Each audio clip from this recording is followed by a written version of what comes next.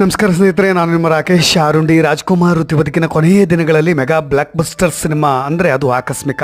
ಈ ಸಿನಿಮಾದ ದೃಶ್ಯಗಳನ್ನು ಶಿವಮೊಗ್ಗ ಜಿಲ್ಲೆಯಲ್ಲಿ ಚಿತ್ರೀಕರಣ ಮಾಡಲಾಗಿದೆ. ಅದರಲ್ಲೂ ಕೂಡ ಸಾಗರ, ತಾಳಗುಪ್ಪ ಹಾಗೂ ಜೋಗ ಜಲಪಾತಗಳಲ್ಲೂ ಕೂಡ ಶೂಟಿಂಗ್ ಮಾಡಲಾಗಿದೆ. ಆ ಸಿನಿಮಾದ ಕೆಲವು ದೃಶ್ಯಗಳು ಇದೇ ತಾಳಗುಪ್ಪ ಹಾಗೂ ಸಾಗರದ ರೈಲ್ವೆ ಸ್ಟೇಷನ್ನ ಒಂದಿಷ್ಟು ವಿಡಿಯೋಗಳು ಈಗ ಸೋಷಿಯಲ್ ಮೀಡಿಯಾದಲ್ಲಿ ಹರಿದಾಡ್ತಿವೆ.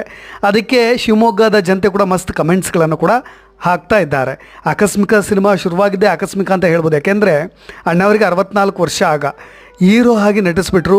TS ನಾಗಾಭರಣ ನಿರ್ದೇಶನ ಮಾಡಿದಂಥ ಬಾಕ್ಸ್ ಆಫೀಸ್ ಸಿನಿಮಾ ಎಲ್ಲ ಹಿಟ್ ದಾಖಲೆಗಳನ್ನು ಸೃಷ್ಟಿ ಮಾಡಿಬಿಡ್ತು. ಬರೋಬ್ಬರಿ 25 ವಾರ ಚಿತ್ರಮಂದಿರವನ್ನು ಬಿಟ್ಟು ಅಲಗಾಡಲಿಲ್ಲ.